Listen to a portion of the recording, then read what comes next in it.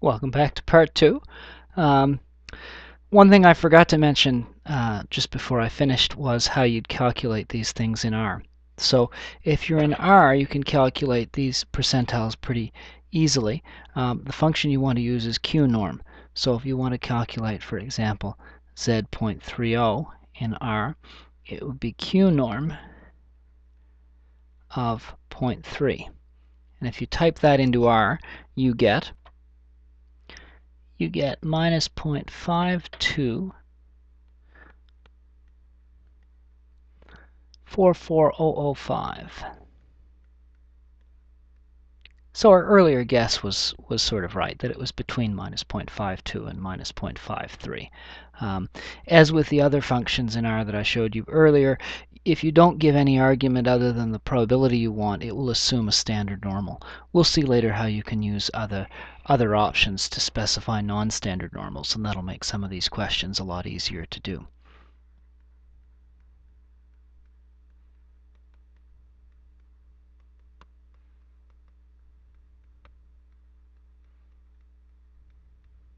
Okay, so that's the basic idea. Sort of the two key operations for looking at probabilities for a standard normal random variable is given a cutoff, find the probability in that region, and given a particular probability, find a cutoff that gives you that probability to the left of it. Now we can use these ideas to calculate probabilities for non-standard normals by simply using that standardization procedure that we just talked about earlier. So let me give you an example that will illustrate how that is done.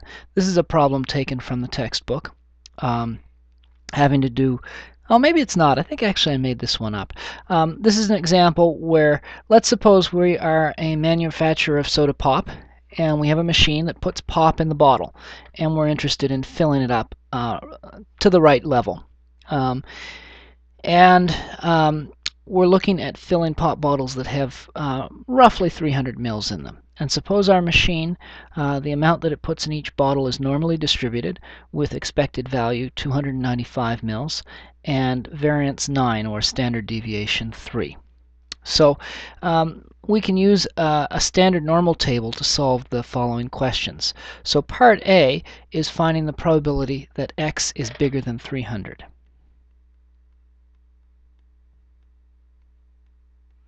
And the way we do that is we simply need to convert that to a standard normal.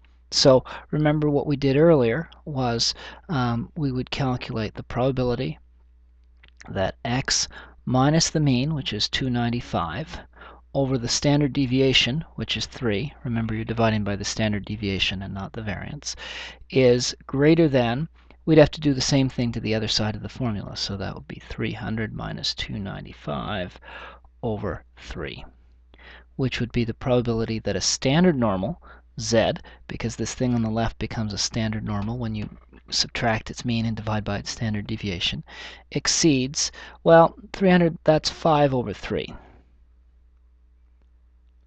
Or the probability that a standard normal is bigger than 1.67.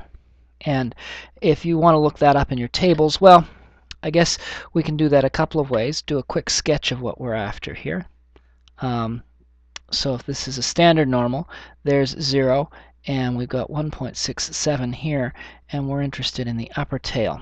We can either calculate that as 1 minus the probability of the lower tail, which would be 1 minus the cumulative probability function at 1.67, which if you look it up in the BSPT or in R, you get 0.9525.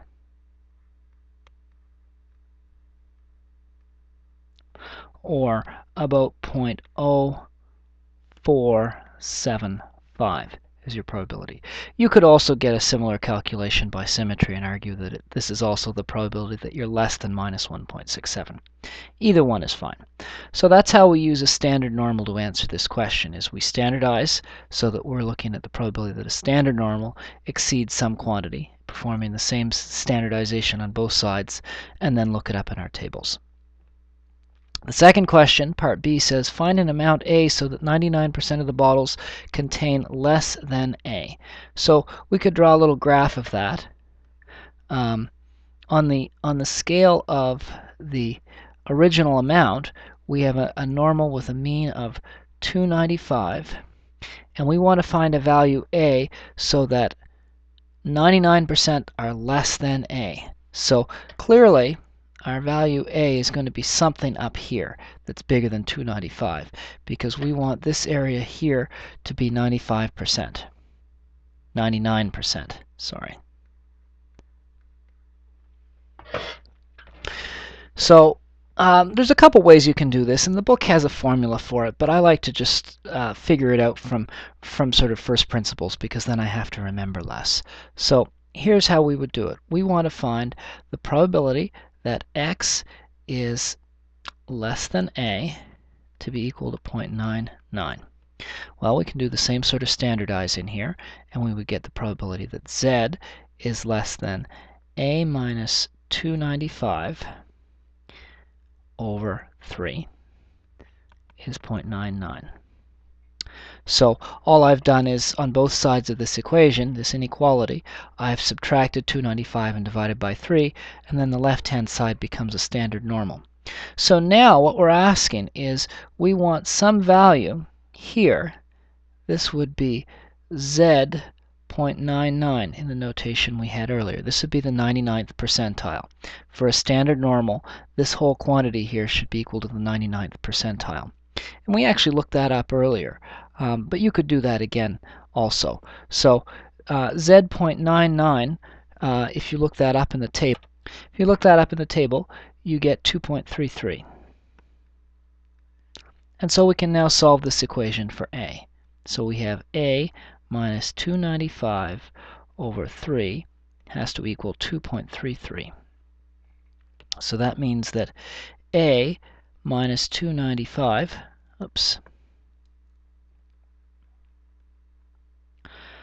would equal 3 times 2.33. A equals 295 plus 3 times 2.33, which works out to 301.99. Which, if you look back at our picture, is certainly plausible. Certainly it has to be bigger than 295 because we want 99% in the lower tail. All right, so that's part B.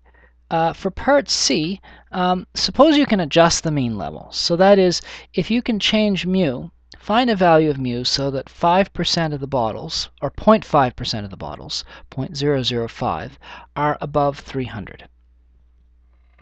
So we want to shift the value of mu so that there's 5% above 300. So in terms of a picture, we have our standard normal, and they're getting worse as we go on here. We have some value, mu, and we want to find a value of mu so that the chance that you are above 300, I think, yes, above 300 is small. It's 0.005. So if we have 300 here, this value has to be 0.005.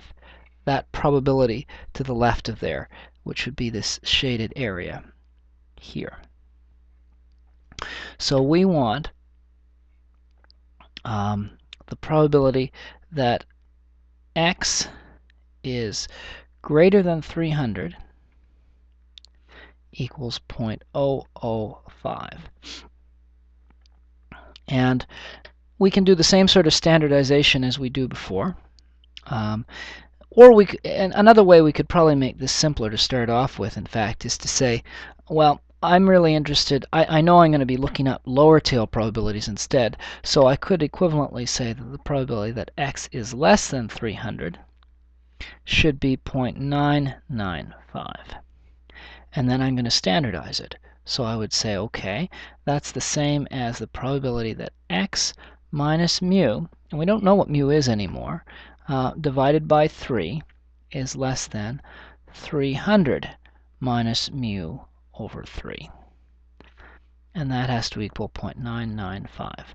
Now, even though we don't know what mu is, we know that when we do this calculation, this thing on the left will be a standard normal. So that's the probability that a standard normal, z, is less than 300 minus mu over 3. And it's a similar calculation to before.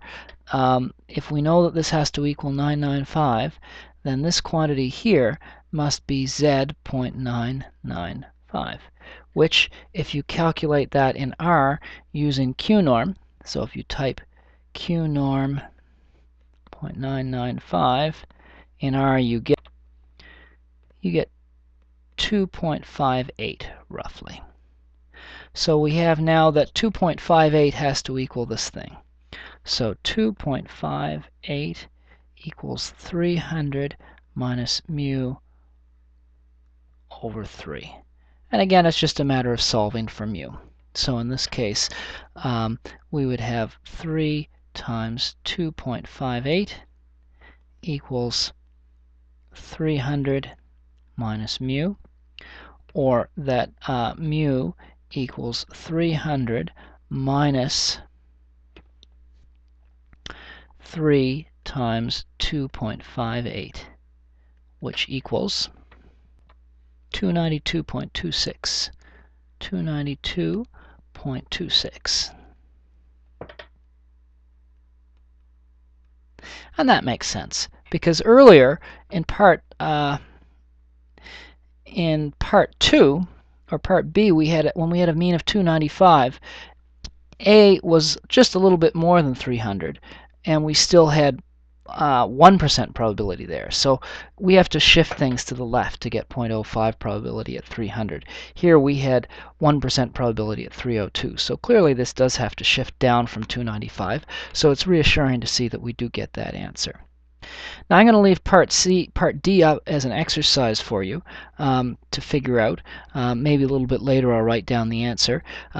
But in that case, you'd be solving for different values of mu and sigma so that these two things happen, so that there's a 0.25% chance that you are less than 298 and a 0.25 chance that you're bigger than 300. I won't solve it, but I'll sketch that to give you an idea. So what we're saying is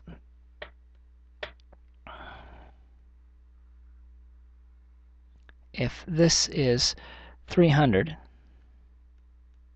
and we were saying we went from, what was it, 298 to 300. Oops, I've drawn this wrong. So this would be 300, and this would be 298. And we want very small probabilities here, 0.0025 on either end. And to calculate those, you're going to basically use symmetry and say, okay, that's the probability that, I'll start setting this up anyway, the probability that 298 is less than x is less than 300. Well, that would be the probability in the middle, which would be 0.995, I think. Since you have 0.0025 here, 0.0025 here, the middle part that's left to be 0.995. And you'd follow through the same process of standardizing it, and then you'd get two equations involving mu and sigma, and you'd need to figure those out. Maybe that would make a good assignment question. I'll post the solution to it a little bit later if people ask for that. And I think we'd better stop here for today's lecture. On Monday, I'll show you how you can calculate these quantities using R as well. There are options for R on how to calculate those. I might leave that part of the notes on the web page so you can read ahead and get that, but we've used up our lecture time for today. So, see you on Monday. Hope everybody has a good weekend.